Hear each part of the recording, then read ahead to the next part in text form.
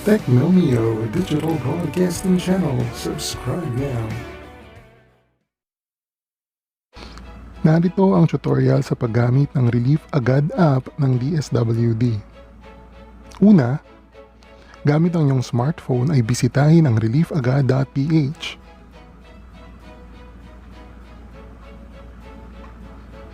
Pindutin ang magsimula at magpatuloy sa mga susunod na steps. Kusang magbubukas ang camera ng inyong smartphone. Kuhanan ng picture ang barcode sa inyong Social Amelioration Card. Kung ayaw gumana ng barcode ay pindutin ang link na manual entry ng SAC. Lalabas ang panibagong page. Ihanda ang kopya ng Social Amelioration Card upang mapabilis ang pag-encode ng impormasyon gaya ng rehiyon, probinsya, lungsod at bayan at SAC number. Narito ang halimbawa ng mga pagpipilian.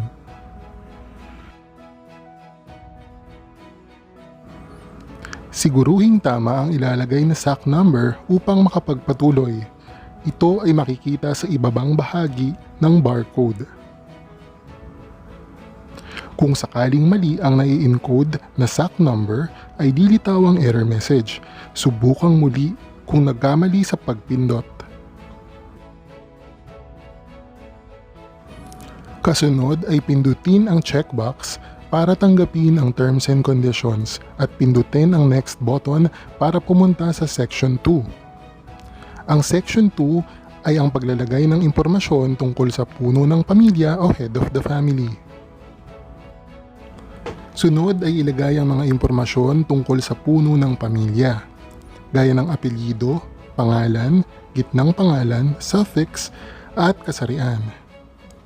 Isunod ang petsa ng kapanganakan, cellphone number, address, at kalye kung saan kayo nakatira.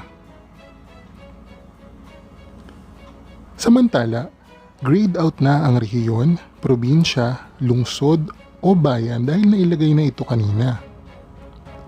Sunod na ilagay ang barangay kung saan kayo nakatira, ang inyong trabaho, pinagtatrabahuhan at lugar at buwan ng kita.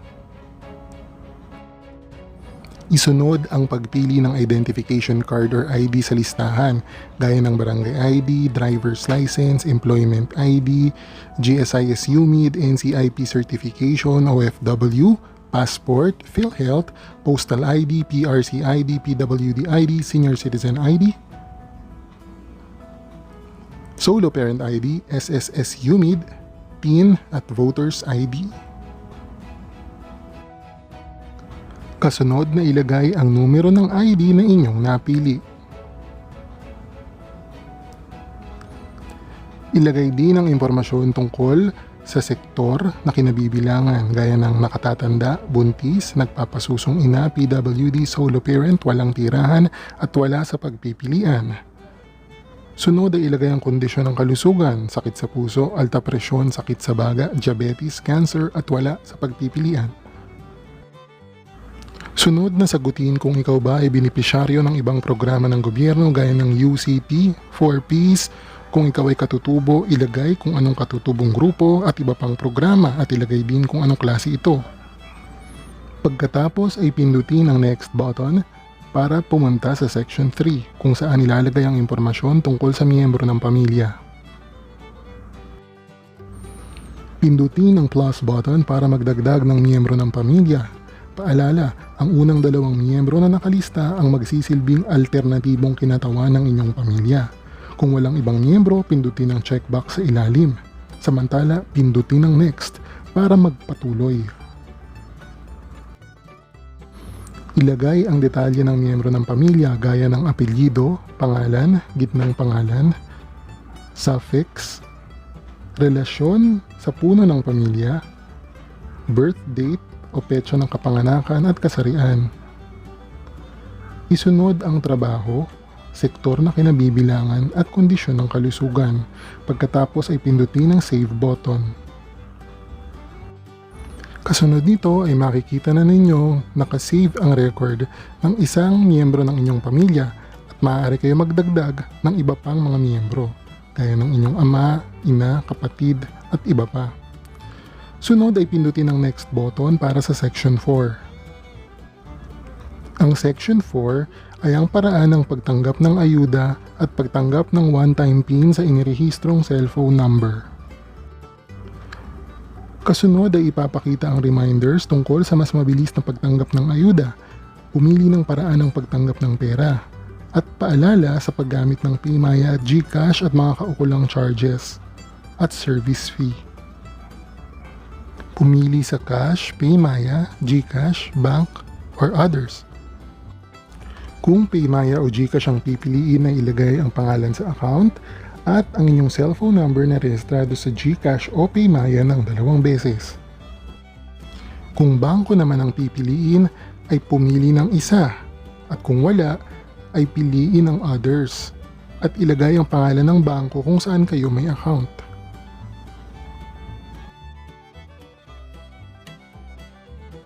Kung bangko ay siguruhing tama ang bank account name at bank account number na i-encode ng 2 beses bago ma-submit.